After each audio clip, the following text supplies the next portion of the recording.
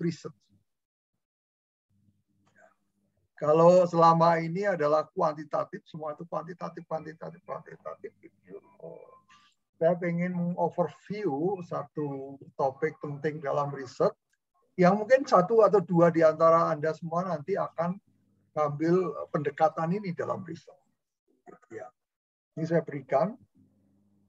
Kemudian menurut saya dongeng tentang riset metode itu sudah cukup sampai hari ini.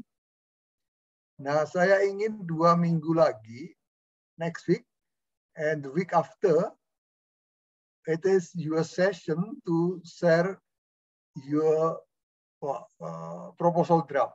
Gitu ya. Silahkan nanti presentasi, kita kritisi, kita improve, masukan-masukan kita berikan, sehingga nanti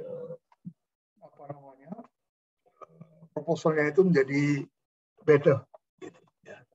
Sambil barangkali kalau masih ada sesi gitu ya, satu pertemuan atau 2 pertemuan lagi tadi, nanti mungkin kita selipin beberapa isu yang penting yang perlu kita bahas. Jadi hari ini saya ingin sharing tentang qualitative research. Apa ini qualitative research? Gitu ya. Materi sudah saya kirim tadi. Harusnya minggu-minggu kemarin, lupa tadi. Yes, ini qualitative research, sebuah overview saja untuk pengenalan gitu ya. Karena metode qualitative research itu apa ya, paling complicated, tapi hampir semua metode boleh dipakai. Qualitative research. Kalau yang kemarin-kemarin kita selalu berpikirnya adalah quantitative research. Jadi riset-riset yang basisnya adalah memang kuantifikasi, numbers. Sekarang kita nggak ngomong tentang numbers. Baik, jadi ada 2 pendekatan riset itu, kualitatif dan kuantitatif. Per definisi seperti ini namanya qualitative research itu. Jadi qualitative research is broad field of inquiry, broad field. Jadi luas sekali. Namanya kualitatif itu luas sekali. That use unstructured data. Datanya itu nggak terstruktur. Ya. Nggak terstruktur. Datanya itu morat-marit ya kemana-mana. Bisa kemana-mana juga. Gitu ya. Ya. Collection of methods as observation. Jadi metodenya itu mulai dari observasi. Ada juga interview. Survei, pakai dokumen saja, yang apa namanya, yang tujuannya kualitatif riset itu mencari meaning. Ya. Meaning, what does it mean? Maknanya apa? Sama kuantitatif juga, tetapi meaning di sini maknanya adalah kedalaman. Di sebalik itu apa gitu ya. Kalau misalnya kita riset kuantitatif, kita ngukur satisfaction gitu ya, ketemu satisfaction skornya itu min-nya rata-rata misalnya 4 dari skala 5. Berarti kan satisfied. Maknanya apa? Ya puas gitu aja. Ya puas. Nah, di sebalik angka 4 tadi, kita sebagai peneliti, maka kita diharapkan untuk meninjau lebih jauh apa maknanya. Gitu.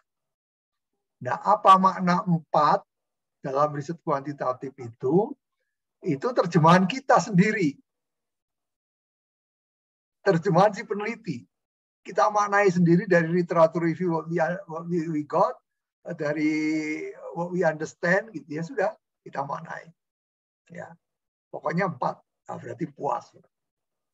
Tapi kalau yang dimaksud meaning di sini itu puas itu mengapa ya orang puas? Kenapa? Kenapa turis ini puas? Kenapa dia tidak puas?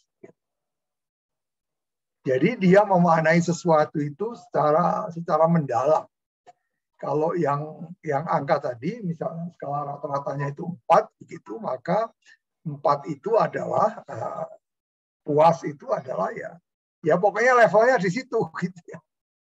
Mengapa level ke situ? Mengapa levelnya di situ? Itu riset kuantitatif tidak mampu menjawabnya. Nggak mampu dia menjawabnya.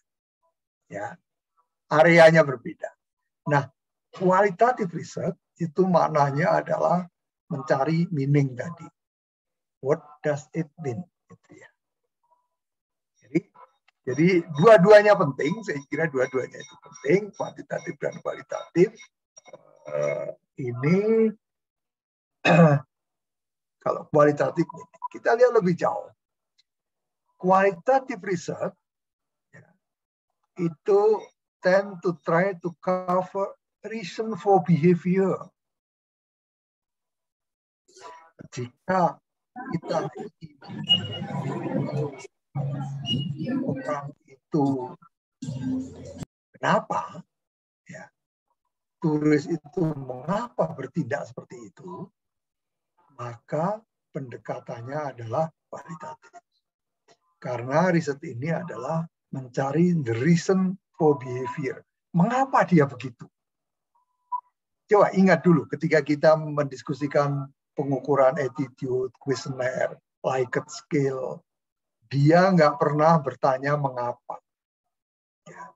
Kalaupun mengapa kita cari di sana, pasti pakai model kuantitatif. Misalnya begini, alasan Anda ke Batam adalah 1, kotanya indah, setuju sangat tidak setuju. 2, pantainya bersih, setuju tidak setuju. 3, harganya affordable, setuju tidak setuju. Begitu. Ya. Jadi sama-sama mencari mengapa sesuatu itu dilakukan. Itu kuantitatif juga bisa.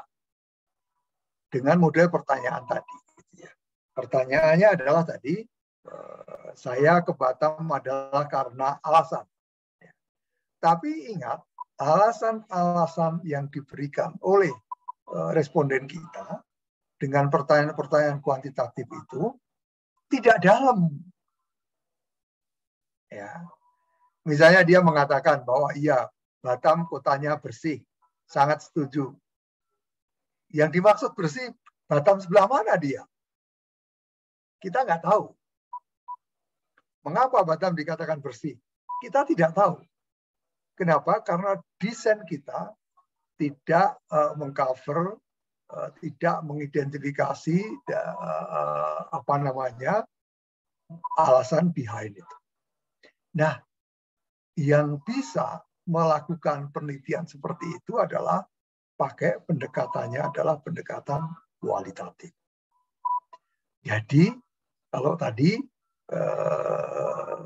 kira-kira respondennya mengatakan Batam kotanya bersih, kita tanya lebih lanjut.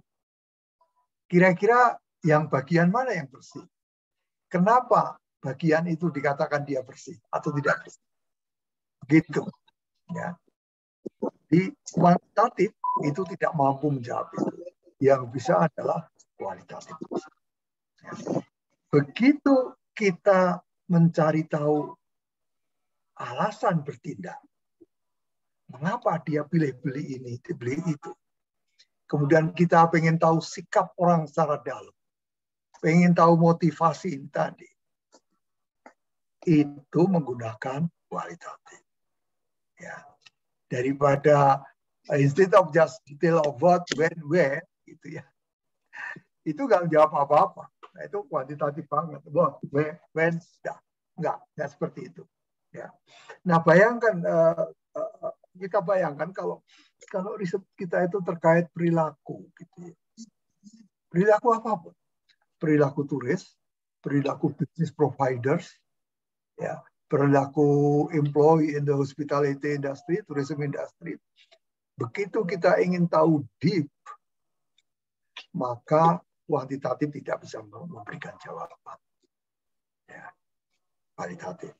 Tapi kuantitatif, seperti yang kita pelajari selama ini, itu mampu untuk menarik sebuah generalisasi yang besar.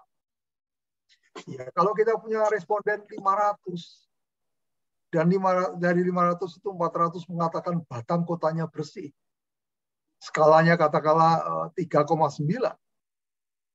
Nah, kita yakin gitu. Kita yakin itu dari rata-rata seperti itu dari kuantitatif. Kemarin Pak Agustinus saya kira sudah memberikan ini. Kita tinggal prediksi kira-kira berapa persen sih yang outliers gitu. Lagi-lagi kita tidak tahu di sebalik angka itu apa. Yang kita bisa tahu adalah kemudian biasanya untuk sebuah riset kualitatif atau kuantitatif itu diikuti dengan kuantitatif. Kok kualitatif? Ya. Berlanjut. Qualitative research can be done across many discipline. Banyak sekali yang bisa kita lakukan, termasuk tourism, gitu ya. Tourism. Pokoknya kualitatif itu hampir semua hal yang menyangkut orang itu bisa kualitatif, Pak. Ya, kualitatif, Pak. Kecuali tren apa namanya demand turis, gitu ya, ya nggak bisa dikualitatifkan. Itu harus kuantitatif. Ya, begitu menyangkut meaning, behavior, attitude, motivation. Ya. Misalnya ada kemarin mahasiswa saya tertariknya aneh. Pak, saya mau meriset dark tourism. Wah, dark tourism apa itu? Dark tourism itu di Bandung itu ada sekelompok turis itu yang suka mengunjungi daerah-daerah berhantu. Kacau aja. Kalau daerah berhantu terus gimana kamu? Ya saya juga penggemar itu katanya. Ya sudah. Pendekatannya apa? Pasti kualitatif. Kualitatif. Kalau dipakai kuantitatif, penggemarnya aja sedikit. Kemudian kalau dark tourism kan pasti pertanyaannya, kenapa ya turis kok suka yang kayak gitu? Ya, itu hanya bisa dijalankan, dipakai pendekatan dengan cara-cara yang kualitatif. Gitu, ya. Apalagi yang kemarin itu jarang, biasanya jarang mahasiswa jarang kualitatif, jarang. Oke, lanjut dulu. Nanti sambil ingat-ingat yang lain. Bagaimana tahapannya? Tahapannya sederhana saja. Kualitatif itu pertama adalah tentu apa namanya preparation, of course, the same thing. Desain risetnya kayak apa, gitu ya. Penyiapan. Kita harus mencari develop research question. Research questionnya why people do things. Kenapa mereka melakukan itu? Ya, kenapa berwisata saja kok menikmati hantu? Ada juga yang ekstrim, menurut saya itu ekstrim. Kadang-kadang kalau ada sebuah kan inilah bukan di Thailand saya kira ya. Kalau Anda cek di YouTube, Thailand itu dia menawarkan salah satu turisme adalah menjual kemiskinan. Apa namanya? Lupa saya. Slum tourism, coba Anda cari. Slum tourism. Kalau nggak kira di Bangkok itu. Jadi ada sebuah agensi gitu, dia menawarkan slum tourism. Jadi sebuah daerah slum begitu di Bangkok yang mungkin yang pasarnya dilewati kereta api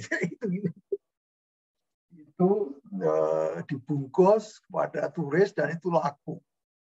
Bagi beberapa orang dari barat atau dari negara maju seperti itu mungkin eksotis kan ya. Ya, unik dia. Penggemarnya pasti tidak banyak. Penggemarnya pasti bukan dari Bangkok sendiri atau dari Thailand atau dari kita, enggak lah kalau kita kasihan gitu ya. Nah, hal seperti itu kan menjadi menarik perhatian. Untuk meriset seperti itu adalah tadi pertanyaannya, kenapa ya orang tertarik ya seperti itu? Ya, Kalau dia tertarik seperti itu, maka cara kita mengetahuinya adalah ya wawancara dia dengan dalam. Wawancara dengan mendalam. Tapi tidak harus wawancara. Metodenya. Banyak sekali metode yang lain. Tapi secara umum adalah kalau kita ingin membongkar mindset orang gitu ya, persepsi orang ya kita wawancara paling mudah. Ya. Jadi develop research question why people do these things. Kemudian berlanjut dari situ kemudian decide question apa yang mau di-studi tadi. Ya. Cari yang unik begitu ya, yang unik di Batam apa gitu ya. Tadi contoh-contohnya sudah sangat ini bahwa sesuatu yang unik dan kita hanya bisa membongkar motifnya dengan sebuah wawancara, maka dia harus pakai pendekatan kualitatif. Yang kedua, sama dengan kuantitatif. Ya. Ini juga bisa dibalik. Literatur review. Kita harus konsultasi pada literatur review. Pada literatur. Ingat filosofi dari literatur bahwa ilmu pengetahuan berkembang karena kita mengembangkan apa yang sudah dilakukan, diriset oleh para pendahulu kita.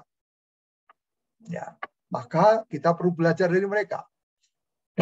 Kita identifikasi apa yang sudah dilakukan di sana. Ya. Kalau misalnya yang jurik tadi, jurik tahu nggak? Kayaknya nggak ada yang tahu deh. Anak orang Batam nggak ada tahu.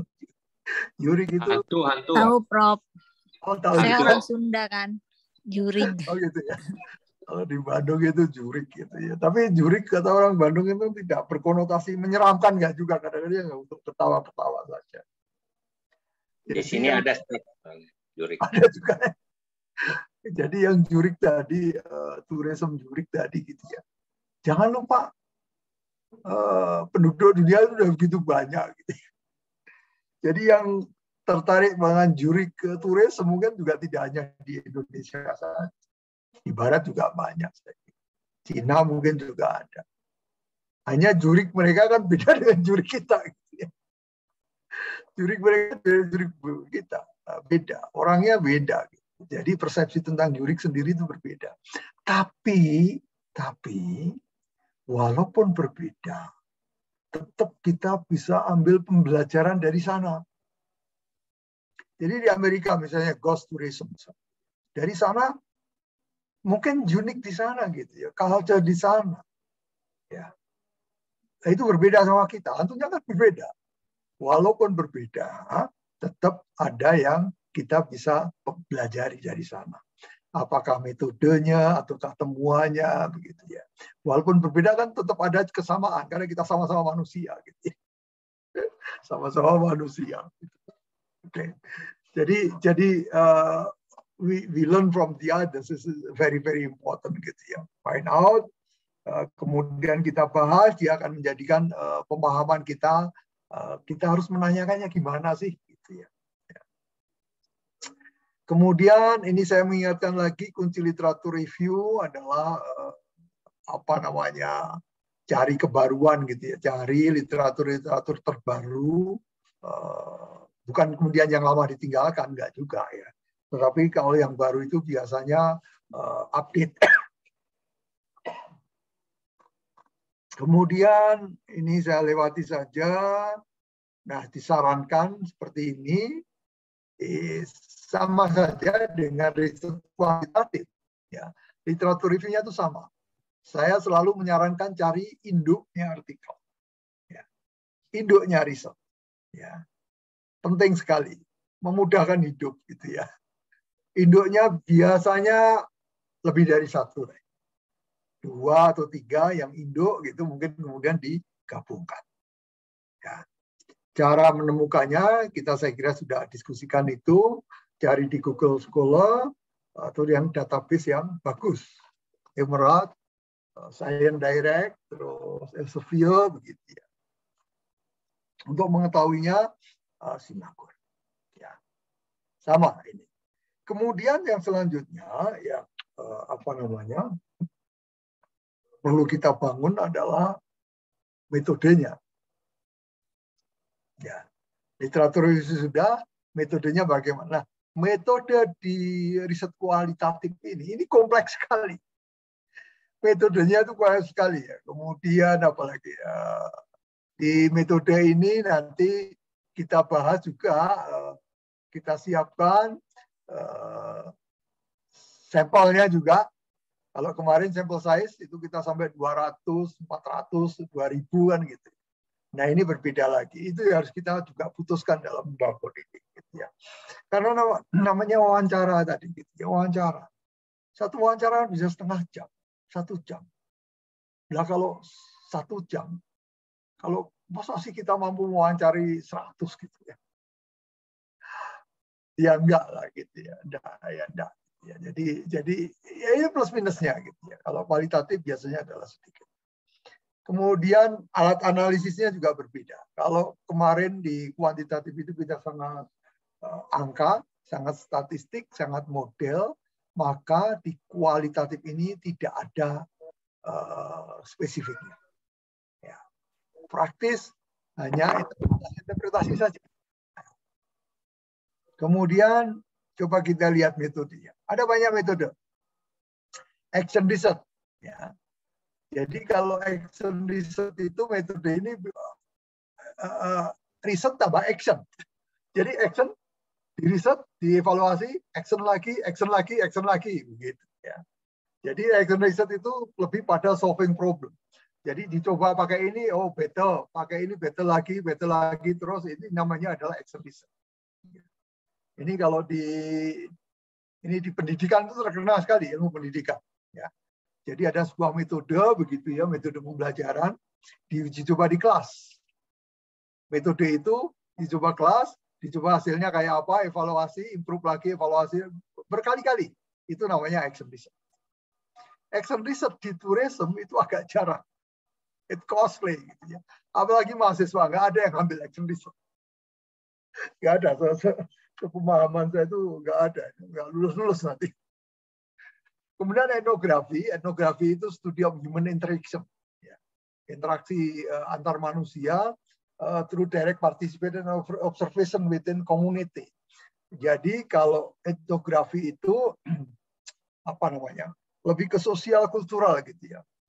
Jadi peneliti itu involved dalam apa yang diteliti. Ya. Misalnya dia meneliti tentang perilaku budaya di sebuah daerah, misalnya. Kampung Naga, ada yang pernah dengar belum? Kampung Naga di Garut. Itu kan unik. Di Tasik, Prof. Saya udah pernah ke sana. Ya, jadi tadi Bulia tadi ya. Yang Lina. orang Bandung saya atau dirimu? Ini kayaknya dirimu. Tapi tahu. Ya. Tapi suka piknik. Saya belum pernah ke sana. Ya, misalnya Kampung Naga tadi, kita mau riset, ya kita info di sana. We do something info di masyarakat itu, gitu ya, sehingga kita bisa merekam, peneliti itu bisa merekam, memaknai, menangkap sesuatu yang dia cari dalam penelitiannya. Ya. Itu adalah etnografi, ya, tentang interaksi manusia dalam sebuah community. Ya. Kalau di tourism, ya Kampung Naga tadi. Kampung Naga tourism yang cukup terkenal saya kira di Jawa Barat. Ya, kalau kita nginep di sana seminggu, kok seminggu kurang lah gitu ya. Kalau nama penelitian kan nggak seminggu, nggak cukup kali ya. Observasinya nggak cukup, mungkin sebulan gitu ikut dalam di sana. Nah itu bisa sangat mempengaruhi apa namanya pemahaman kita. Mungkin Anda ingat bahwa ada satu etnografer dari Amerika, profesor siapa, perempuan gitu ya. Dia mempelajari suku Dani kalau nggak kira. Ya, profesor suku Dani dan dia hidup di sana udah. Akhirnya jadi istrinya ketua suku di sana. Begitu infonya Ya. apa yang pernah baca dulu itu Prof ya. Iya, itu saya terkenal sekali. Itu contoh etnografi itu seperti itu. Ya. Jadi dia info gitu ke dalam. Dasar, tahu ke sana. Ya. Nah itu totalitas lah gitu ya. Totalitas. Kalau nanti Anda di antara Anda ada yang jadi peneliti gitu ya. Penelitinya bidang kualitatif, mungkin ya etnografi itu juga penting. Nah, kenapa? Karena interaksi manusia itu kan bukan hanya akan bisa dipahami apabila kita terlibat di dalamnya. Ya, interaksi itu benar. Misalnya kelas kita gini. Siapa yang tahu kelas ini? Kalau hanya observasi dari luar atau wawancara, nggak benar-benar paham interaksi yang ada itu. Tapi kalau peneliti itu pura-pura jadi mahasiswa info dalam kelas itu, maka dia bisa merekam, bisa memahami dengan baik bagaimana interaksi yang ada di situ. Ya. Kemudian fenomenologi itu fenomena studi subjective experience of others gitu ya. Researcher it research the world through the eyes of another person by discovering how they interpret gitu ya. Jadi lebih ke ini orang lain gitu. Fenomena itu lebih ke experience orang lain. Jadi experience itu experience dia kayak mana, kemudian kita rekam gitu ya. Saya belum pernah pakai metode grounded theory itu menggunakan ini dia. Nah, grounded theory itu sebuah teori yang didevelop gitu, sebuah kegiatan untuk memahami sesuatu yang ditarik dari sebuah teori besar, grounded theory. Ya. Membuat sebuah teori besar. Contohnya begini, ada kawan saya dulu, dia ngambil PhD itu kualitatif, riset tentang keselamatan penerbangan di Indonesia. Yang waktu itu tahun berapa ya? Yang sering banyak kecelakaan itu kan tahun 2000-an ya, 2000-2005 gitu. Dia melakukan wawancara kemana-mana. Dia terus studi literatur review kemana-mana. Akhirnya bisa disimpulkan jadi teori keselamatan penerbangan yang dikaitkan dengan korupsi. Ya. Jadi dia membangun teori itu. Jadi simptom-simptom penerbangan yang jatuh itu dikompilasi dari mana-mana, diwawancara macam-macam itu. Akhirnya dia membangun teori besarnya itu. Oh, kecelakaan ini terkait dengan korupsi. Jadi teorinya kira-kira seperti itu. Dia pendekatannya adalah grounded theory. Kemudian yang terakhir, sebenarnya metodenya nggak hanya ini, tapi yang paling populer hanya 5 ini sebetulnya. Ya. Metode yang lain namanya kualitatif, itu semau-maunya ibaratnya. Karena tergantung konteksnya kan, tergantung yang di studi apa gitu ya. Kalau case study ya case study, ya sudah spesifik aja case study. Studi pada wisatawan pendaki gunung Semeru, nah, itu spesifik, ya itu spesifik. Pendaki gunung Kilimanjaro di Indonesia paling berapa orang? 12 orang paling. Nah itu namanya case study. Jadi kenapa dilakukan studi case study itu karena kita anggap bahwa case itu menarik sekali secara sains. Karena kualitatif itu di-drive terutama adalah science. Ya. Science. Jarang kualitatif itu dilakukan oleh riset-riset applied. Jaraknya jauh antara riset kualitatif itu dengan bisnis. Dengan industri itu jauh. Ya. Misalnya, ketemu studi kasus pada motivasi petualangan mendaki gunung, studi kasus pada pendaki Kilimanjaro. Apa coba manfaatnya?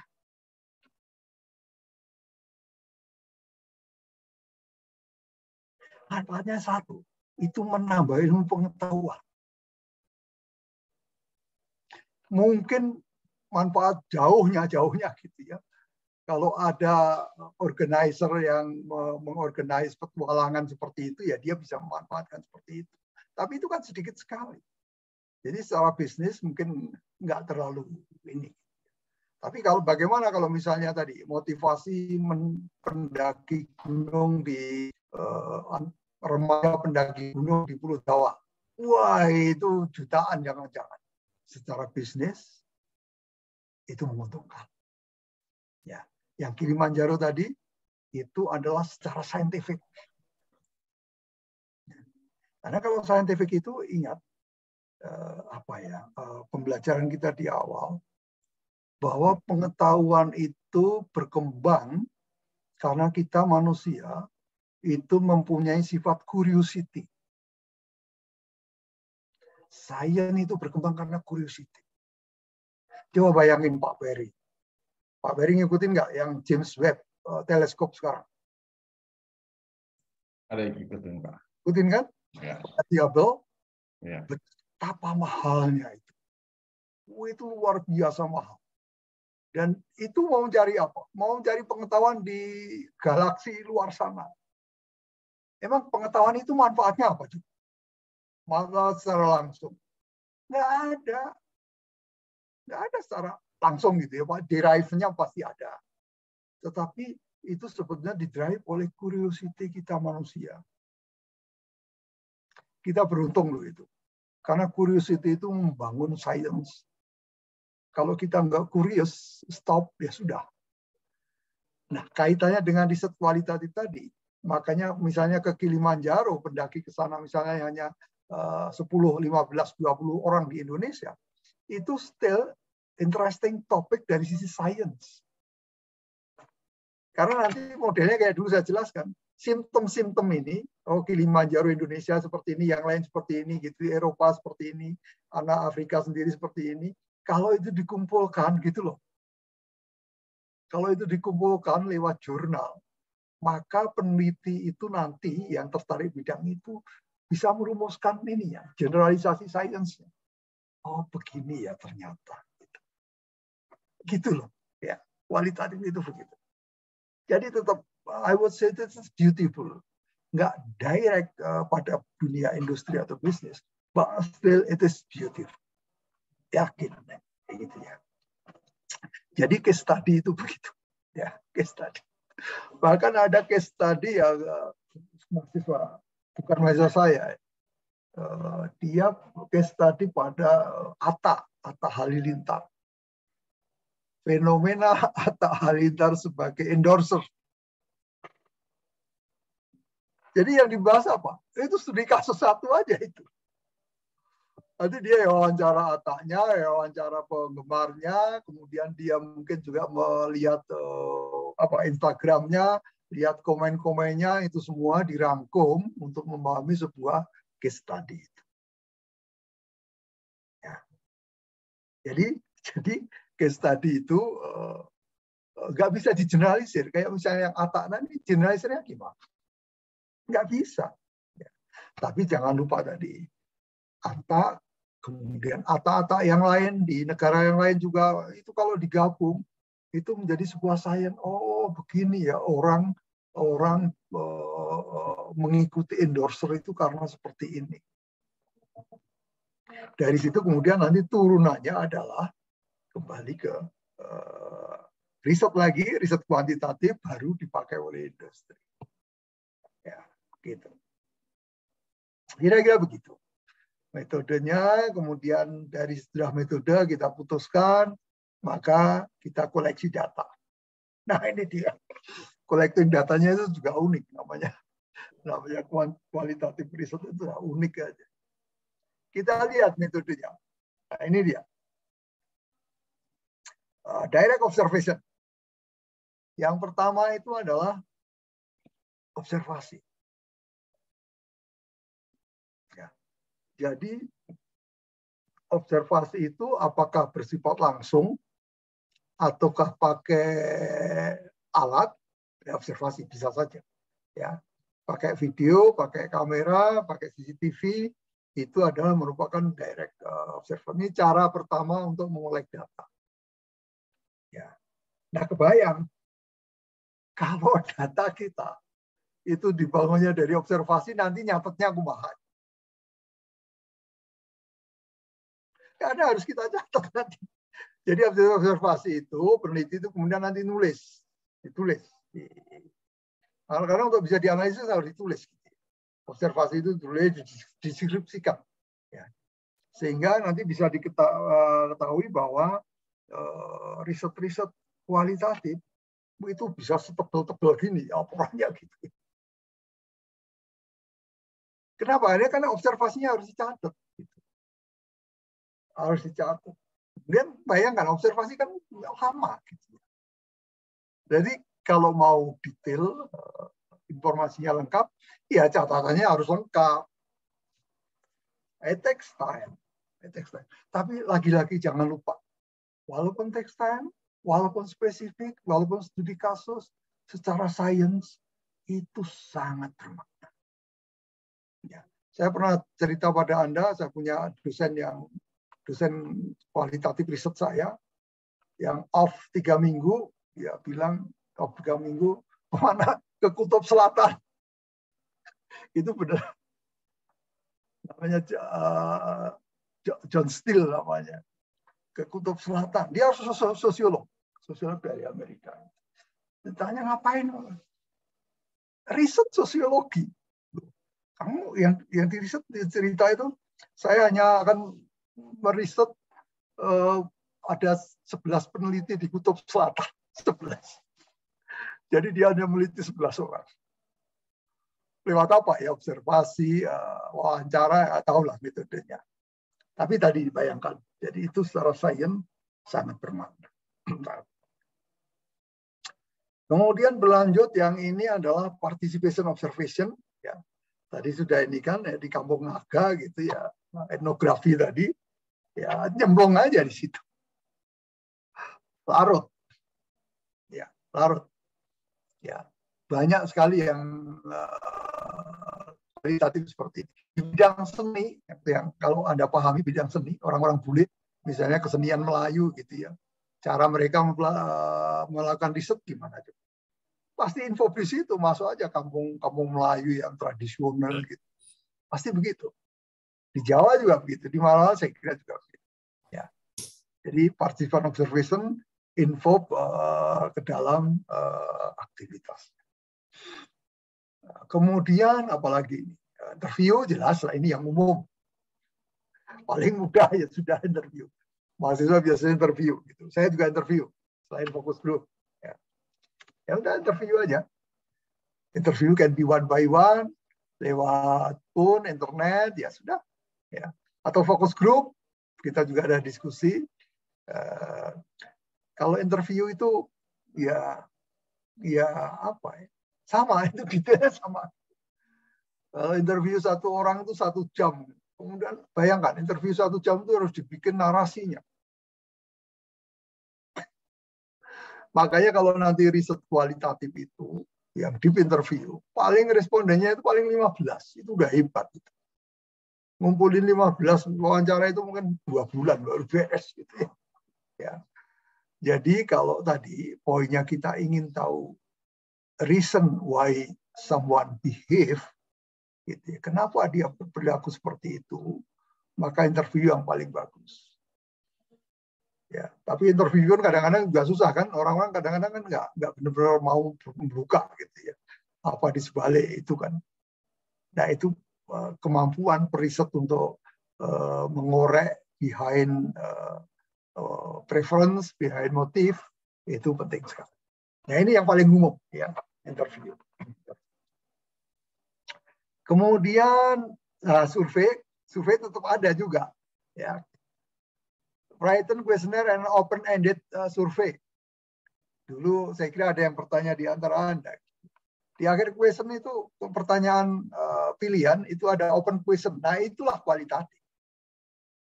Ya, itu kualitatif. Jadi kadang-kadang untuk di industri itu yang dipakai surveinya itu pendekatan kuantitatif kualitatif. Ya. Kuantitatifnya juga ditanya. At the end itu biasanya juga ditanya open question. Jika pilihan bla bla bla dia sangat setuju, sangat tidak setuju, mohon diberikan 3 alasan kenapa Anda memilih jawaban di atas. Biasanya gitu. Dari situ kemudian nanti juga sama dikumpulkan banyak gitu ya, kemudian dianalisis. Ya. Jadi seperti ini survei. Jadi survei itu juga bisa untuk kualitatif kalau open-ended question. Kemudian, ini dia. Ini juga umum. Nggak usah survei, nggak usah wawancara, dokumen analisis. Jadi kualitatif itu bisa dilakukan dengan menganalisis dokumen yang ada. Ya kan banyak sekali. Riset-riset sejarah gitu ya. Itu dari dokumen yang ada dikulik gitu. Itu sejarah, itu yang lalu. Tapi tidak hanya seperti itu. Ya, sekarang itu luar biasa. Dokumen itu bisa dari sosial media, online blog, itu semua juga sumber. Ya. Jadi persepsi orang Singapura terhadap Batam, itu kita bisa pendekatan kualitatif pakai dokumen analisis. Ya. Lihat aja blog-blog itu misalnya. Blog-blognya anak-anak Singapura misalnya, itu aja dipelajari gitu ya. Dibahas satu-satu. Kalau blognya banyak kan kita bisa yakin juga. Oh, secara ini maknanya adalah seperti itu. Ya. Jadi dokumen analisis itu juga penting, juga bisa. Kadang-kadang mahasiswa itu kan kalau nggak survei, nggak mantep gitu. Nggak juga, nggak harus begitu. Nggak harus begitu. Instagram itu kan juga luar biasa. Bayangkan kalau misalnya tadi yang misalnya Raffi Ahmad sebagai endorser untuk destinasi wisata Batam misalnya. Gitu. Untuk mengetahui pandangan orang tentang Raffi Ahmad, kan kita bisa lihat di blog dia atau Instagram dia. Bagaimana komen orang-orang terhadap dia. Bagaimana pertanyaan orang terhadap dia, bagaimana macam-macam. Dari situ itu juga sebuah sumber bagaimana kita memahami si orang yang mau kita riset. Ya. Jadi sekarang itu sebetulnya kalau riset untuk happy-happy itu banyak sekali. Bukan happy-happy ini ya. Maksud saya ya happy. Saya itu kalau riset happy. Saya tadi menyelesaikan satu proposal yang tadi saya kirim pada Anda, tapi saya tarik lagi. Saya jelaskan dulu maksud saya. Gitu ya. Saya akan jelaskan, saya akan sharing pada Anda. Ya. Jadi dokumen analisis itu juga sebuah sumber. Ya. Sekarang Anda sudah lihat dari sini paparan saya ini. Jadi kualitatif riset itu limitless lah. Sudah banyak sekali. Banyak sekali dan susah sekali menurut saya. Susahnya itu karena begini. Saya kalau meriset, kalau nggak saya publish itu rasanya kok untuk apa gitu loh. Jadi sementara riset publishnya saya bahasa Inggris. Nah, bikin tulisan kualitatif dalam bahasa Inggris itu orang Inggris saja sulit, apalagi orang Jawa kayak saya gitu. Bahasanya itu level dalam, level tinggi. Makanya saya itu hanya publish itu hanya satu kualitatif riset. Nanti saya jelaskan, sudah saya share pada Anda. Ada handicap di situ. Ya, ada handicap di situ. Sudah effortnya besar, publishnya itu juga tidak mudah. Tapi saya ini worth it. Nah, kemudian bagaimana menganalisis kualitatif data, kualitatif riset. Analisisnya adalah beberapa metode kita pakai. Ya, ini umum. Ya, yang umum dipakai adalah ini. Yang pertama itu kita lakukan coding. Coding itu ya coding. Ya, kita bikin kode-kode pada catatan kita tadi ya. Jadi mekanismenya adalah data kualitatif riset itu dari data analisis atau dari apapun itu ditulis. Ya. Ditulis, kemudian dibikin kode. Nah, seperti ini kira-kira kodenya. Jadi bikin ada teks, ya. Teks itu dikode. Dikodein.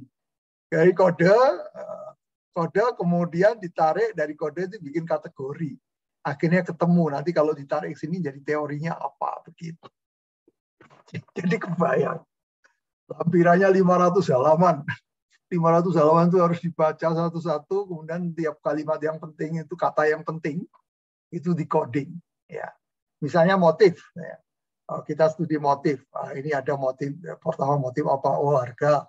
Ini motif apa? Ini budaya, motif gitu terus saja dibaca. Kemudian dari situ kode itu ditarik, kategori, kemudian bisa dihitung. Dari situ, dari semua kode tadi, kita bisa mengatakan, oh yang terutama adalah ini. Ya. Begitu caranya. Ya. Caranya seperti itu. Kemudian ini coding, ini yang umum ya, seperti ini. Kemudian cara yang lain adalah juga bisa pakai tetap statistik. Ya. Tapi jangan berpikir statistiknya kayak yang diinginkan Pak Agustinus. Means standar deviasi dan sebagainya. Enggak. Dia itu hanya statistik sederhana saja. Misalnya yang ini tadi, oh yang biru sebanyak sekian %. Dari 11 orang yang biru, yang mengatakan biru motifnya adalah 8 orang. Sehingga dia menjadi motif yang utama. Itu loh. Ya. Jadi bukan deskriptif statistiknya itu bukan untuk rata-rata dan sebagainya. Lebih pada frekuensi. Ya. Numbers. Gitu ya. Di sini statistik tidak bisa digunakan sebagai konklusi. Min dan sebagainya tidak. Tetapi misalnya hanya tadi, oh yang utama kira-kira seperti ini, seperti ini. Kemudian yang lain naratif. Nah, ini dia. Naratif analisis fokus on speech. Jadi kalau kita riset kita adalah tentang sebuah cerita gitu, dongeng gitu ya. Ya sudah, naratif itu speech-nya, kontennya diidentifikasi tadi. Ya. Kemudian apa ini? Hermeneutic analysis itu meaning of written oral text dari makna, ya, makna dari tulisan tangan, misalnya gitu. Ada beberapa yang bisa membaca, oh tulisan tangannya kayak gini, kecenderungan seperti apa, itu terus heuristik itu. They try to make sense of object study will bring like some underlying coherence. Jadi di sebalik ini apa? Saya juga nggak paham metode ini. Silahkan didalami kalau. Tapi maknanya tadi adalah meaning of written oral text. Ya. Makna kayak kata putih, maknanya apa? Ya. Itu apa? Ahli-ahli bahasa saya nggak. Kemudian konten, nah ini saya sering sekali pakai konten. Konten semiotik, text, series, look for tema. Temanya apa, meaningnya apa, kontennya apa. Ya, dari sebuah penjelasan, kira-kira ini maknanya apa ya, temanya apa dia. Oh, temanya adalah tema besarnya ini, tema kecilnya ini. Kemudian terakhir tentu saya kira itu dongeng saya tentang kualitatif riset. Sebelum Anda bertanya, jangan bertanya dulu. Saya masih pengen, itu kan tadi teori-teorinya. Langsung ke pengalaman, sharing pengalaman. Apa yang sudah saya jadikan. Harus minum dulu katanya. Kalau udah satu sesi itu harus minum dulu. Tadi Pak Ferry udah minum 3 kali, yang dengerinnya udah 3 kali, saya mau stop baru.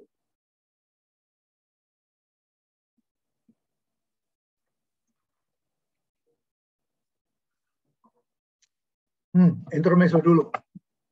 Jadi hari ini saya itu dari pagi asik. Maybe some of you will be interested. Saya happy saja. Sudah nampak, Pak? Bu Lina udah nampak ya? Sudah nampak, Pak. Sip. Saya bikin sebuah proposal. Proposalnya applied research. Ya, applied ini. Jadi sejalan dengan ada. Judul saya kasih judul Assessing Religious Tourism Through Virtual Reality.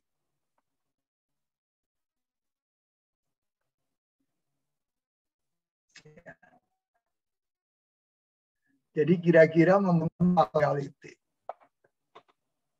Saya akan mencoba membangunnya dari 3 agama Abrahamics. Gitu ya. Abrahamics. Ini tim saya. Keren loh timnya. Dari Nottingham, dari Lincoln.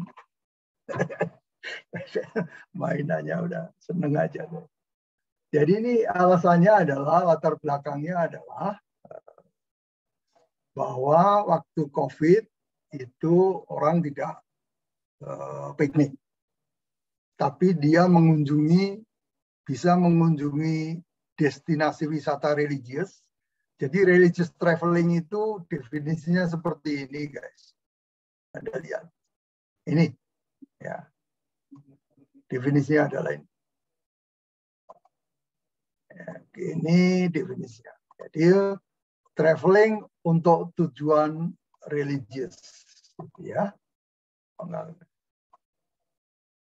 Ya. Jadi kalau religious tourism itu di konteks ini kita bisa misalnya umroh itu juga masuk. Ya. Jadi mengapa studi ini penting? Karena religious tourism itu tinggi sekali, penting sekali. Ya, ini angka dari Muslim Travel aja sebanyak 300. Dari umroh, bisnis umroh itu tiap bulan itu hampir 1,6 triliun di Republik ini. Setiap bulan. Sebelum COVID ya. Artinya, industri ini penting sekali. Ya. Artinya religious tourism itu penting sekali. Karena secara bisnis itu penting. Nah, jangan lupa Anda itu semua risetnya adalah applied, maka thinkingnya harus kayak saya ini. Yang pertama adalah menggambarkan pentingnya industri itu apa. Ini penting sekali. Satu paragraf ini. Ya. Tapi kemudian saya meng-highlight lagi bahwa pada waktu COVID, industri ini hancur, ya kita tahu, tourism habis saja. Ya. Jadi ya, decrease supply, saya tulis gitu, and in many countries it halted. Ya diberhentikan aja, nanti aja. Nggak ada, orang umroh kan nggak bisa. Orang ke Vatikan nggak bisa. Orang ke Tembok Ratapan, Jews, ini nggak bisa juga. Padahal dia industri penting. Maka perlu dicari sebuah solusi, sebuah pemahaman bagaimana untuk membangun industri itu. Nah, logiknya itu begitu. Ya. Kemudian, ya sudah, bla bla bla bla bla. Saya bikin riset ini. Yang pertama apa? Mengidentifikasi and compare religious lewat VR. Jadi kira-kira mengatakannya begini. Bagaimana pengalaman orang mengunjungi tanah suci lewat virtual reality. Kan tourism kan? Yang saya lakukan itu. Pak Peri kemana ya? Kok dia off kenapa ya? Oh, memang off benar ya. Jadi dia ke sana, waktu COVID ini tidak bisa ke tanah suci apapun, Mekah, Madinah, terus Vatikan atau Jus gitu ya. Yerusalem. Maka Yerusalem, maka dia bisa mengunjungi lewat virtual reality gitu loh. Apa efek dia mengunjungi tempat wisata itu lewat virtual reality terhadap the future behavior. Keren kan? Pak Peri udah muncul pasti, oh iya keren. Risetnya keren kayaknya. Kalau nggak mengatakan keren, sampai nggak tahu lulusin ya. Ya.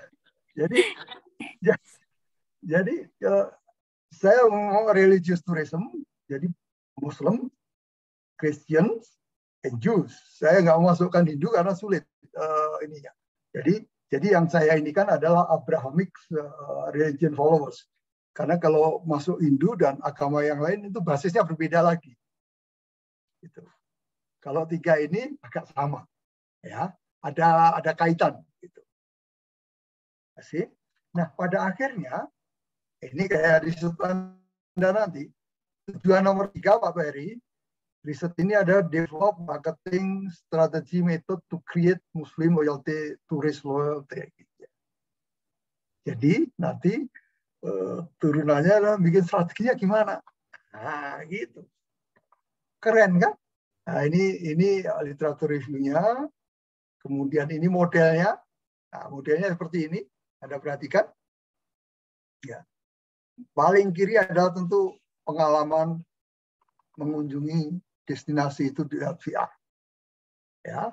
Dari sana pasti orang satisfy, loyal, kemudian ditarik motivasinya juga pakai religious value-nya juga. Dari sini dilihatnya ada dari virtual reality. Ini riset kuantitatif. Ya. Bagaimana? Ini modelnya tadi, sampel saya ini. Ya. Saya akan mengambil dari Indonesian Muslim countries untuk Christian sama Indonesia sama Christian countries, Eropa. Kemudian kalau Jew, Israel, dan sebagainya. Saya akan menggunakan offline di Indonesia juga, tapi umumnya saya akan memakai online. Karena riset seperti ini ya sudah purposive sampling, saya nggak bisa pakai random sampling. Gimana mau random? Ya. Berarti nggak bagus untuk prediksi populasi, Pak. Ya nggak bagus, tapi untuk sains bagus sekali. Ya kan susah cari samplingnya. Itu satu. Nah, yang saya pengen highlight pada Anda semua adalah bagaimana analisisnya. Lihat, saya tetap analisa pakai SPSS, pakai pemodelan SEM, tapi saya juga nanti akan mewawancara dan pakai pendekatan kualitatif juga. Jadi selain kuantitatif juga kualitatif. Kualitatifnya untuk apa? Untuk mengetahui, karena saya harus bikin strategi atau metode pemasaran untuk turisme ini, maka saya harus mewawancarai juga kan, mewawancarai business players, kemudian some of the tourists, saya wawancarai, saya ini kan akhirnya untuk membantu, sebaiknya metodenya adalah seperti ini, gitu, ya. Jadi pakai interview juga, saya pakai interview. Risetnya riset kuantitatif. Ya. Ini tim saya. Keren timnya nih, keren. Paten lah. Ya. Kalau Anda di antara Anda tertarik ke religious tourism, ya sudah. Kira-kira ini. Jadi nanti pada akhirnya sebuah riset itu kita bisa mix. Pada akhirnya kalau riset terapan itu satu. Kemudian selanjutnya saya pengen sebelum jangan bertanya dulu, belum rampung saya. Saya akan memberikan contoh riset kualitatif yang saya lakukan. Kalau dongengnya itu yang dilakukan kan dongengnya jadi enak. Ngerti bener gitu ya. Nulis bener gitu ya. Ini saya akan share screen. Udah saya share pada Anda reading saya ini. Ya. Ini. Udah nampak ya? Pak Ferry udah nampak? Udah nampak, Pak. Sip. Jadi ini paper publish 2018. Ini kira-kira risetnya tahun 16-17. Riset ini kalau Anda lihat judul papernya menjadi Small Business Entrepreneurs Resistance. Bukan acceptance. Yang resistant untuk mengadopsi ICT. Ini jurnal ya lumayan lah, G3 gitu. Lumayan. Ya. Jadi kalau Anda lihat di sini, paper ini dari judulnya kelihatan. Dia pengen tahu kira-kira perusahaan UMKM nggak mau pakai ICT itu kenapa sih? Ya. Prof, itu nggak terkait dengan turisme atau? Ya memang enggak. Risetnya ini dulu bukan turisme. Tapi bayangkan, kalau judulnya diubah begini, Small Business Entrepreneur in Tourism Industry. semua bisnisnya di tourism.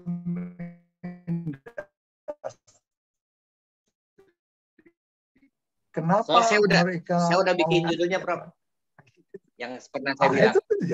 Jadi travel agent resistant of ICT adoption. Jadi ini saya bangun, iya, Anda bisa mengembangkan kemana-mana, monggo aja, happy aja gitu ya. Jadi saya tertarik. Kenapa tertariknya saya ke resistance, bukan adoption? Karena kalau adoption itu udah banyak, orang udah tahu, publikasi itu banyak sekali. Kenapa orang mau pakai? Itu banyak sekali. Saya balik. Kenapa orang nggak mau pakai? Ya. Jadi gitu, provokasi pemikirannya itu gitu. Ya kalau saya ulangi lagi yang sudah pakai ya ngapain gitu ya. Nah ini di small business-nya itu saya tidak membatasi bisnis apa. Ya pokoknya small business lah. Nah, small business itu kan banyak sekali. Kemudian ada salah satu di antara Anda tertarik ya small business tapi yang bergerak di bidang tourism. Something new kan? Baru lagi. Begitu cara extendnya seperti itu. Ini sama teman saya, ini dosen muda gitu ya, saya kekeyak aja, dosen muda, saya kekeyak aja. Anda kan nggak ada yang tahu arti kekeyak kan? Nggak ada. Ya kekeyak. Oh ya susah-susah yang muda-muda, tahu kerjakan gitu. Oke, jadi alasannya tadi mengapa studi ini adalah ini karena yang tadi ya bahwa kalau adoption itu udah banyak. Small Business Entrepreneur Adoption, ICT Adoption, itu udah banyak sekali adopsi. Tapi bagaimana yang nggak mau mengadopsi, itu menarik sekali. Ya.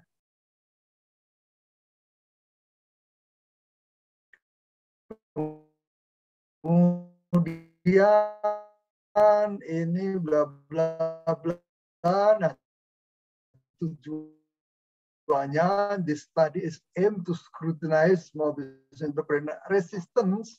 Ya, ada dua. Saya batasi karena ICT kan kemana-mana. Ya. Kenapa dibatasi? Ya, biar manageable. Kan kita nggak perlu menjawab gitu ya. Jadi batasi aja dua. Dan dua itu yang penting. Sebetulnya alasan riset ini adalah riset ini sampingan. Kita punya pekerjaan waktu itu adalah developing online store, website dan sebagainya itu kita jual gitu ya. Kami ada sebuah tim. Nah di samping itu ketika proses menjual tenaga sales yang banyak itu membuat catatan.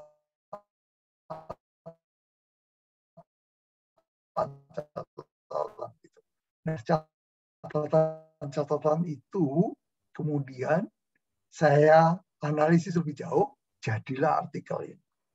Jadi sebetulnya artikel ini tidak dihasilkan dari sebuah kegiatan khusus penelitian, enggak. Ini adalah sampingan yang datanya kemudian saya analisis tadi. Sama analoginya ketika saya bicara misalnya Raffi Ahmad.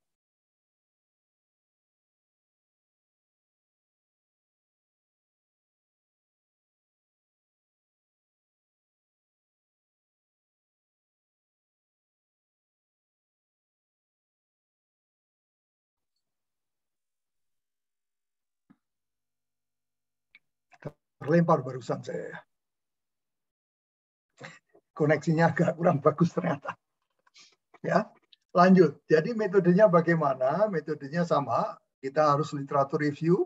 Ya, bangun literatur review. Ingat literatur review itu doesn't matter whether you choose quantitative or qualitative. It is similar. That's the basis, a theoretical basis that help us to figure out our research project. Ya, jadi begitu ya. Share lagi, sudah nampak lagi. Saya pakai teori TAM. Teori TAM itu teknologi acceptance model, sudah terkenal gitu ya. Jadi orang mengadopsi teknologi karena apa? Karena perceived usefulness, easy of use, kira-kira seperti ini.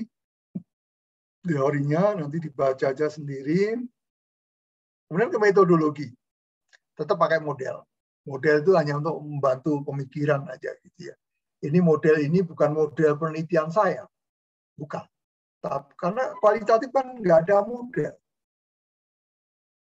Tapi ini adalah model yang saya tarik dari literatur review. Oh, pas tadi itu mengatakannya seperti ini. Kalau orang tidak mengadopsi, itu adalah kira-kira karena ini. Nah, di konteks saya seperti apa sih? Karena apa? Gitu. Jadi turun, nah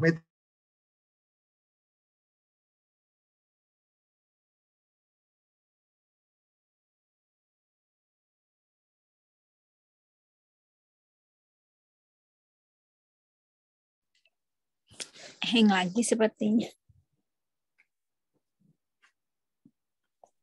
Sinyal lagi nggak bagus emang. Terhenti. Kayak cuaca di Kepri. Dari tadi aku keluar masuk. Iya, tadi berapa orang keluar masuk? Keluar masuk ke malam Cici Jumat. Jenny, Lia. Malam Jumat. Keluar masuk. Pak Febri.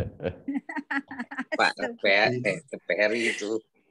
Pak Febri. Siapa? Apanya itu? Pak Dwi masuk. Pak Ferry ini keluar masuk baik. Sinyalnya unstable, Prof. Sinyal unstable. Iya, Keluar masuk. Padahal Bandung loh. Saya pakai laptop sama pakai handphone. Yang laptop nih keluar masuk. Yang handphone alhamdulillah stabil. Gitu ya. Saya pakai Speedy. Pakai Ya ini yang keluar masuk Speedy, Prof. Speedy-nya lagi nggak stabil. Iya kayaknya. Itu udah terbaik. Baca mungkin Prof di sana. Padahal Indium udah terbaik di Indonesia kan ya? Ternyata tidak. Oke. Katanya Udah, ya. Lanjut ya. Jadi tujuannya seperti ini riset metodenya, kemudian bla bla bla. Nah, saya jawab ini sih, saya jelaskan. This arguably the qualitative approach in our research to get better explanation on. Jadi ada alasan kenapa pakai kualitatif, itu ada alasannya. Karena untuk tahu kenapa dia nggak mau, ya memang harus kualitatif gitu. Jadi dalam gitu ya. Kayak tadi misalnya Anda risetnya tertariknya mengapa anak muda Singapura nggak tertarik ke Batam misalnya. Ya pakai kualitatif. Ya, pakai kualitatif. Sample purpose this one, the sampelnya ini, this study is small business. Lihat, small business yang who object, yang nggak mau pakai badan bisnis dia, tapi nggak mau. Kan menarik kan? Menurut saya menarik. Kata jurnalis juga menarik, makanya publish. Akhirnya pakai interviewnya ternyata lama training. Ya kisaran 30 menit karena sambil ngobrol, mereka sambil mau jualan gitu ya. Dari sini, kemudian dari banyak sekali, data kita tuh banyak. Kemudian data yang saya pakai itu hanya kira-kira seperti ini. Ya, ininya. Kemudian analisisnya tadi sama, pakai coding tadi. Coding, tapi kemudian saya pakai, karena saya otaknya orang angka, orang kuantitatif gitu ya. Saya suka pakainya adalah angka, biarin aja. Nah ini hasilnya. Kita lihat. Alasan kenapa resist, kenapa nggak mau. Yang pertama, perceived lack of usefulness. Dianggap nggak penting ternyata. Kenapa nggak penting? Oh ternyata comfortable karena nggak penting lah, karena yang sekarang ada sudah nyaman, ngapain katanya. Ini online, website gitu. Business well without ya sudah tinggi. Resources, karena resources terlalu mahal, gampang diduga. Ya. Untuk website ternyata nggak berbeda ternyata ya dengan yang online. Lack of use, knowledge, terutama knowledge ya nggak ngerti orang deh. Ya. Kemudian sosial faktor, nggak terlalu alasan sosial faktor, tapi lebih ke ini. Seperti ini. Ini riset kualitatif. Kembali kalau ini, walaupun ini tidak ditulis, kalau ditulis kemana tinggal begini saja. Ya. Ini satu contoh, saya kira ya, penting untuk memberikan gambaran pada Anda betapa menariknya sebetulnya juga riset kualitatif. Itu yang pertama. Yang kedua, saya siapkan tadi, saya juga tertarik. Mana tadi? Ini dia. Sekarang ini paper yang kedua. Udah saya share juga pada Anda. Ya. Paper ini menarik menurut saya. Lihat. Ini kayak tadi menaklukkan Kilimanjaro. Ya. Riset ini bicara tentang travel experience older adult. Orang tua. Fokusnya orang tua. Orang tua pun dikhususkan lagi. Orang tua yang visual impairment, yang matanya itu, coba bayangkan Pak Febri, riset kayak gini gunanya untuk apa? Untuk bisnis. Sedikit sekali kan ya? Bisnis kacamata. Kacamata, ya, kaitannya sama tourism loh ini. Enggak, ini guide-nya yang tua juga. Jadi riset ini terutama tadi adalah untuk sains. Ya. Jadi travel experience of older adults with visual impairment luar biasa kata saya. Ini ya, kawan-kawan kayak gini tuh exploring teori ini itu bagus sekali. Kita lihat metodenya kayak apa. Saya kira tujuannya jelas. Ya. Tujuannya pasti dia adalah empirical study, visual impairment have inner barriers. Ada macam-macam alasan. Kemudian partisipannya 60 tahun ke atas. Wah, jadi seumur saya ke atas ternyata. With moderate to severe visual impairment. Jadi masalah matanya itu. Ya. Apa menariknya ini selain secara teori? Jangan lupa, ini dilakukan di mana coba? Ini Jepang kalau tidak keliru. Ini di Jepang. Atau mungkin Taiwan. Jepang saya kira ya. Korea kayaknya. Di mana? Taiwan. Kalau namanya Taiwan memang. Tapi saya nggak tahu Taiwan atau Jepang, tapi kurang lebih sama. Taiwan atau Jepang itu kurang lebih sama bahwa hampir 1/4 penduduk dia itu sepuh. Ya, orang tua yang udah pensiunan di sana dengan jumlah segitu besar dan dia punya uang banyak mereka punya waktu kan mereka piknik gitu. Dari semua 1/4 populasi tadi namanya orang tua kan matanya kan berkurang gitu ya, sehingga secara bisnis secara tidak langsung hasil ini juga sangat bermanfaat. Ya, karena orang tua tadi spesifik kan, udah tua, punya uang banyak, waktu banyak, pengen jalan-jalan, matanya udah berkurang, tapi tetap kan dia harus, karena dia menjadi pasar gitu ya. Maka studi ini menjadi relevan, gitu loh melihatnya ya. Melihatnya seperti ini, kemudian kita lihat hasilnya seperti apa. Nah ini kesimpulannya adalah ini.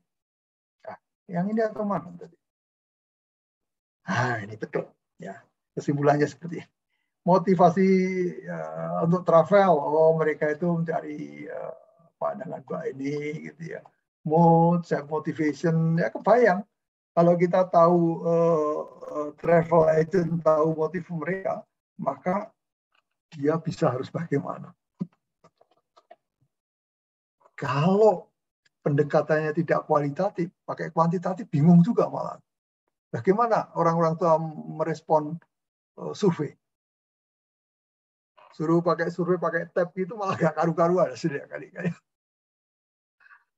Jadi argumen menggunakan teknik kualitatif itu menjadi very reasonable. Ya. Ini di Taiwan atau mana metodenya ya? Ini dari riset. Ini pakainya grounded theory. Grounded theory. Oh, ini dia. Jadi dia semi structure interview. Pakai interview, tapi interviewnya bukan lepas. Interview itu struktur itu di struktur dulu. Pertanyaan awalnya apa, berikutnya apa begitu. Ya, bukan lepas kemana-mana. Ya, bukan deep motivation gitu ya, tapi sudah ini kan lebih mudah itu saya kira ya. Kemudian guideline-nya sudah include ada 5 atau berapa? Ya ada 5. Ya. Rencananya kayak apa dan sebagainya ini kan terstruktur gitu ya. Oke, terus apa lagi harus didongengkan? Ini sudah ke bawah lagi. Ya. Yang terakhir saya kira yang kedua. Nah, ini juga menarik. Ya. Ini studi kasus. Udah beda lagi ya Pak Ferry ya? Exploration, tourism, motivation udah, kenapa? Udah. Ini paper yang baru lagi. Ini jangan lupa ini jurnal bagus lah pasti saya ini bagus. Jadi kalau ini pakai studi kasus spesifik. The case of Troodos saya nggak tahu, kita juga nggak tahu Troodos itu di mana. Tahu lah pasti kalau ini Cyprus ya.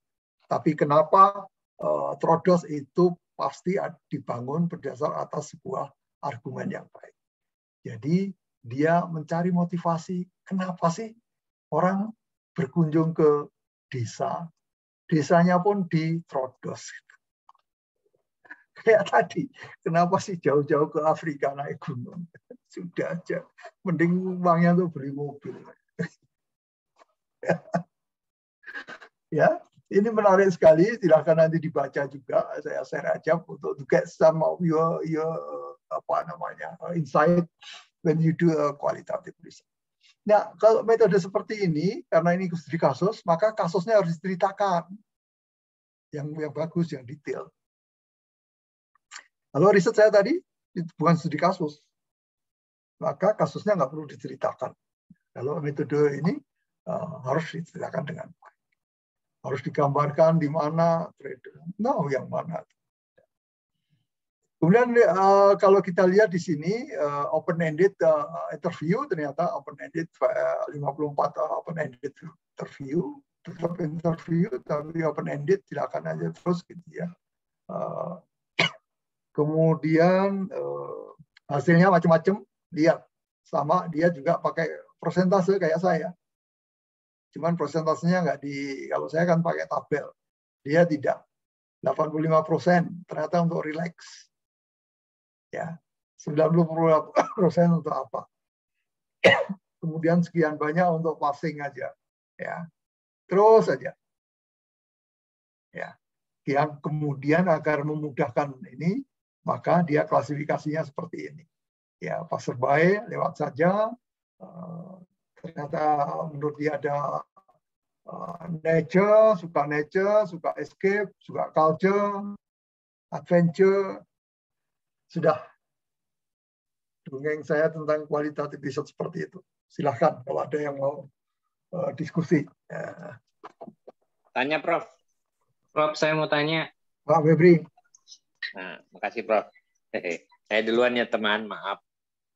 Untuk yang tadi, Prof, yang small entrepreneurs, itu kalau untuk kondisi sekarang, yang pertama masih relevan nggak, Prof? Yang kedua, kalau kan saya pernah juga sebut sama Prof, kayak saya rubah misalnya small entrepreneurs-nya menjadi travel agent. Jadi ada memang travel agent yang masih reluctant, resistant to adopt ICT gitu ya.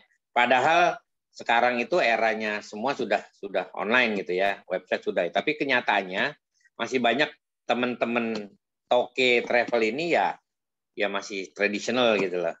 Nah jadi ya saya ada ketertarikan sih membangun itu, tapi memang harus kualitatif ya sepertinya Bro. Tapi saya juga berpikir memang harus ditanya sama mereka ini. Nah kebetulan kan kita di Asita ini sering ngumpul juga gitu ya. Nah, mungkin ini bisa menjadi bahan saya buat. Tapi masalahnya artikel itu topik itu cukup layak atau tidak untuk menjadi sebuah tesis, Prof? Itu pertanyaannya, Prof. Makasih, Prof. Ya, ini Pak Febri. Jadi begini, apakah dia layak atau tidak untuk sebuah tesis? Saya kembalikan pada Anda. Coba pahami industri itu. Ya. Apakah ini kondisi industri itu memang diperlukan sebuah jawaban yang harus ditarik dari riset. Riset ini saya jalankan seingat saya tahun aslinya itu 2014 proposal itu. Jadi pada waktu itu sedang galak-galaknya gitu ya memasuki dunia itu. Kalau itu saya lakukan sekarang di Bandung dengan kondisi ICT seperti sekarang, maka tidak relevan. Tapi dia bisa menjadi relevan kalau situasi kondisi industrinya tourism travel di Batam tadi memungkinkan untuk dicari jawaban tentang itu. Jadi saya nggak bisa mengatakan yes atau no, saya kembalikan pada Anda. Ya, mungkin ICT-nya yang harus diganti, diimprove lagi. Karena nggak hanya online kan, siapa sekarang yang nggak pakai online gitu ya?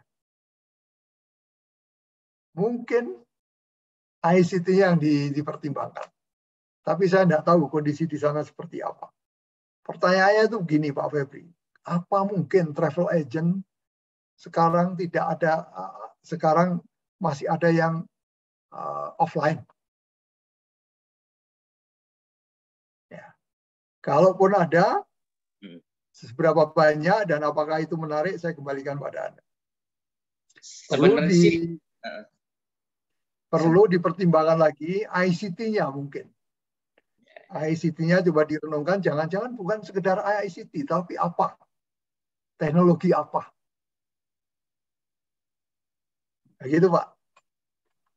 Ya mungkin kalau dibilang itu Prof, dibilang yang offline, yang masih cuma offline ya nggak ada lagi, semua udah pakai online. Tapi online yang seperti apa? Mungkin itu yang karena kan seperti sekarang misalnya ya, kayak yang jual tiket gitu ya, bersaing dengan Traveloka yang sudah seperti itu ICT-nya kira-kira gitu. Apakah mau ke sana atau cari yang lain? Tapi yang pasti memang mereka tetap butuh yang namanya website misalnya, tetap butuh namanya medsos misalnya gitu ya.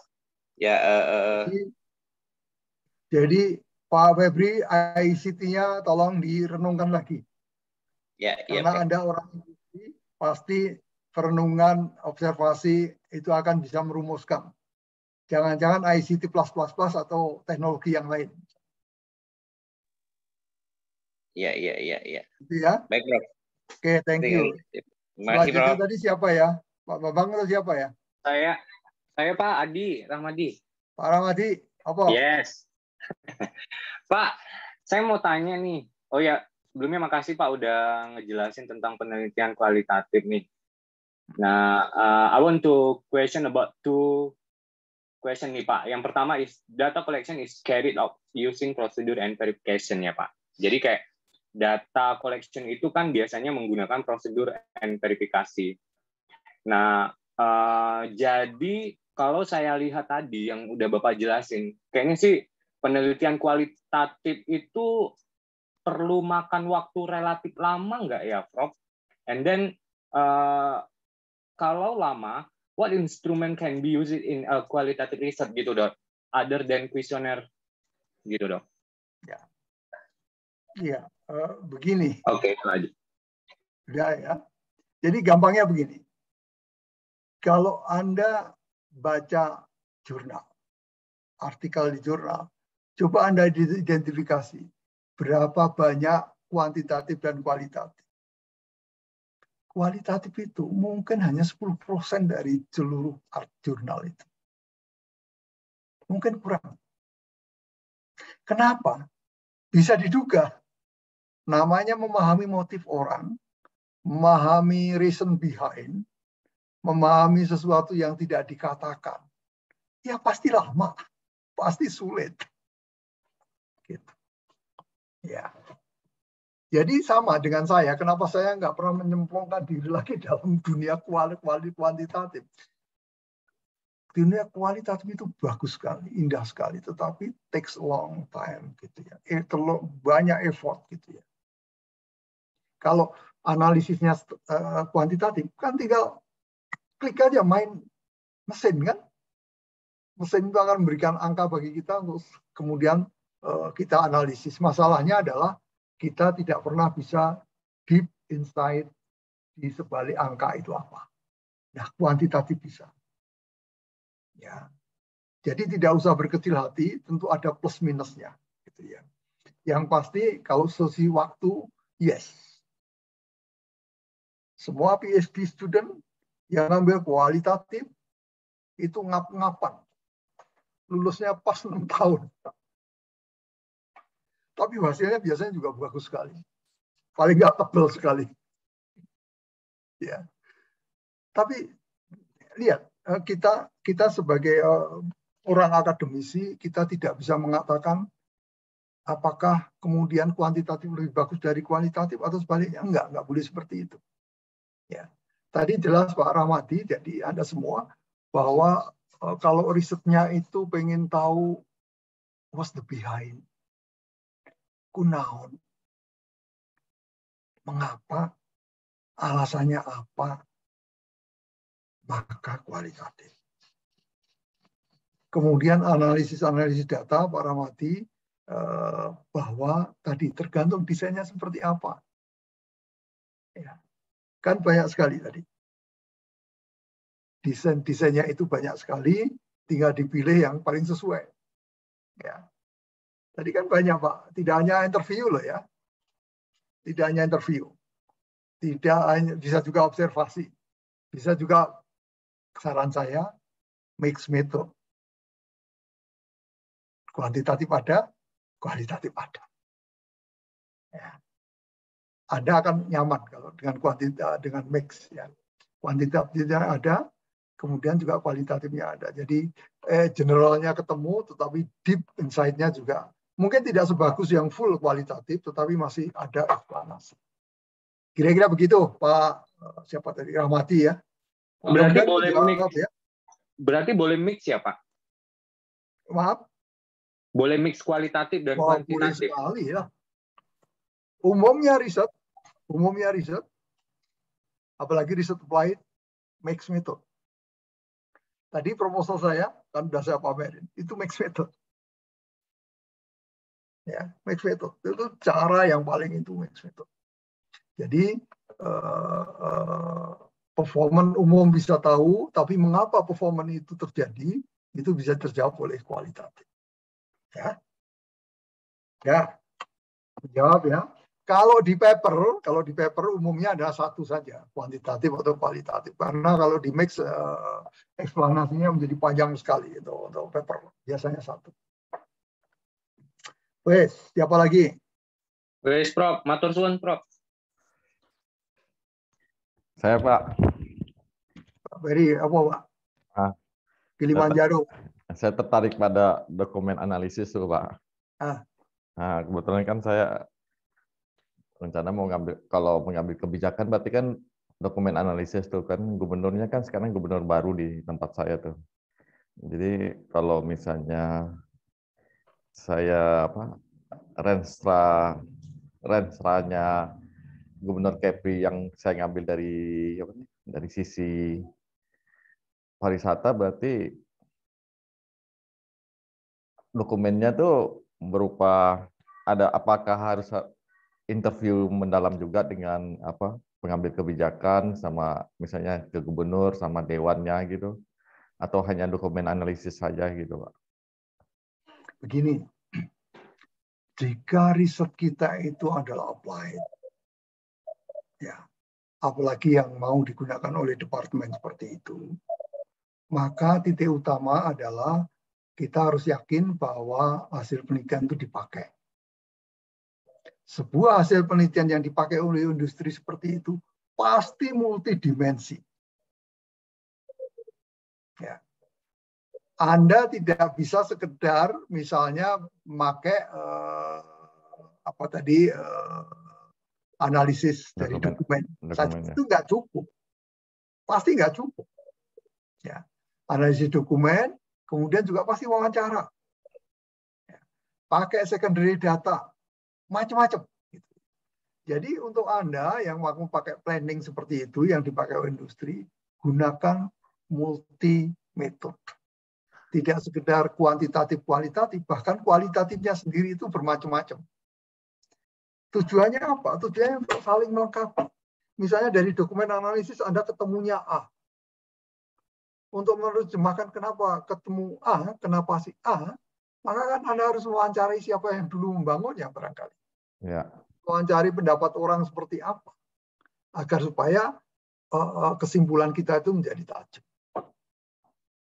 Ya. Banyak berarti, Pak. Iya, pasti. Jadi sekarang begini, ada dua hal yang saya tawarkan pada Anda. Saya ingin mengingatkan.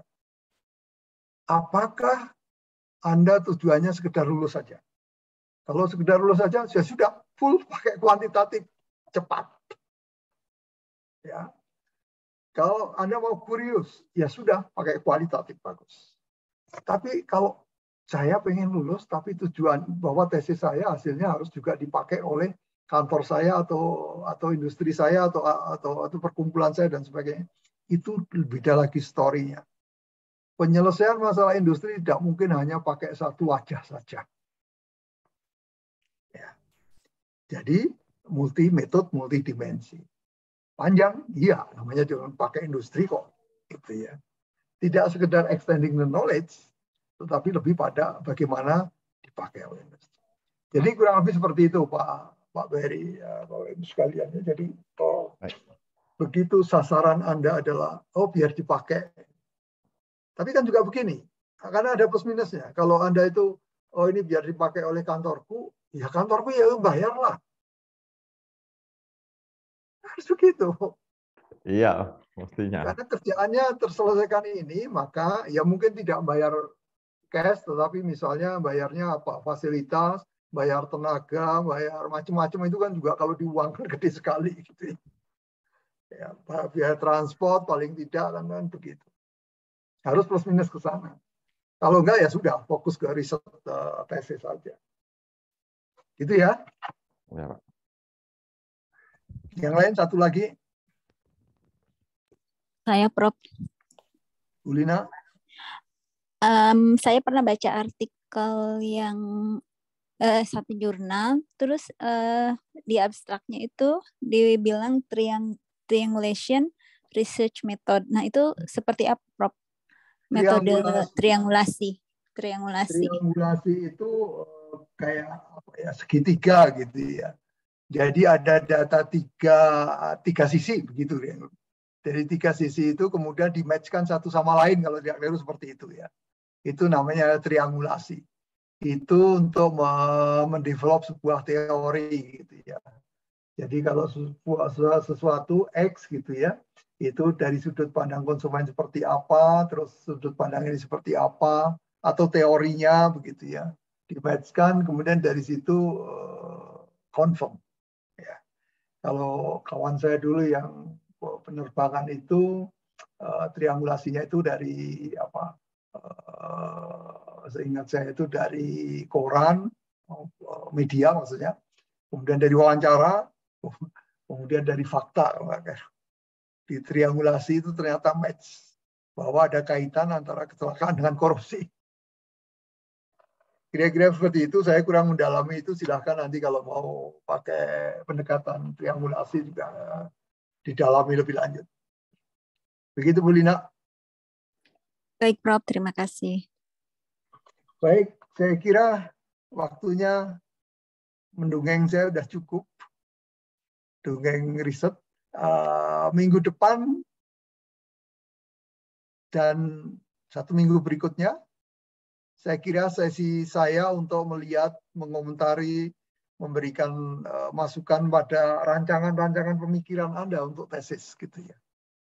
Tentu nanti segala masukan saja, kalau cocok monggo, nanti disukai sama pembimbing gitu ya, bisa menjadi sebuah pematangan yang cepat untuk rancangan riset gitu ya. Siap. Menarik tuh Pak. Ya, yang tertarik religious tourism tadi, saya akan bisa share walaupun ini masih draft. Nanti yang tertarik monggo saya kirim. Prof, saya boleh mohon maaf nih tanya. Boleh. Prof, proof enggak sih kalau misalnya judul kita itu mainstream atau out of the box? Jadi kan Prof bilang tadi unik. Nah, saya ini ada satu ide nih, tapi yang di luar dari nalar sih. Tapi penelitian ini kita nantilah next minggu depan saya akan kasih ke Prof. Kalau misalnya Prof lebih approve tentang judul ini, tapi agak mainstream gitu, Prof. Nggak apa-apa. Jadi memang manusia itu begitu, Pak. Nggak usah khawatir. Pak Ramadi bisa tanya, ngapain ngabisin uang ke Kilimanjaro? Mending aja ke Gunung Gandul di Wonogiri. Sama-sama. You see? Nyari wangsit. Ngerti kan? Jadi, nyari wangsit, Prof. Kalau dapat sponsor, Prof. Iya kan? Jadi interest orang itu macam-macam. Motif orang itu macam-macam. Terserah, monggo mau Himalaya ya, atau Kilimanjaro, atau Gunung Salak, atau Gunung Bohong di Cimahi. Ada nama di Cimahi namanya Gunung Bohong. Iya, Prof. Cari coba Gunung Bohong gitu. Gunungnya mana ya? Namanya Gunung Bohong ya nggak ada. Tapi ini nggak tentang gunung, Prof. Enggak, itu analogi. Oke. Itu analogi aja. Pak, Mas Adi serius banget. Tapi religi. Iya, kan analoginya gitu. Jadi kayak Anda aja tadi saya bilang untuk lulus saja, untuk kepuasan Anda sebagai peneliti atau untuk industri, itu macam-macam kan. Gitu. Jadi any possibility itu mungkin. Terserah nanti Anda pilihnya yang mana. Itu saya tunggu nanti Pak Ramadi ya minggu depan ya. Saya lihat out of the box itu kayak apa. Baik, Prof. Jangan lupa out of the box itu pasti keringatan kan. Berarti kalau out of the box anti mainstream dong, bukan mainstream Mas Adi. Iya. Pasti itu keringatan. Tadi bilangnya mainstream. Kalau mainstream nggak out of the box. Berarti anti mainstream. Oke, thank you very much. Baik, Pak. Oke, Prof. Thank you. Terima kasih, Pak. Baik, Prof. Selamat malam. Selamat Terima kasih, Prof.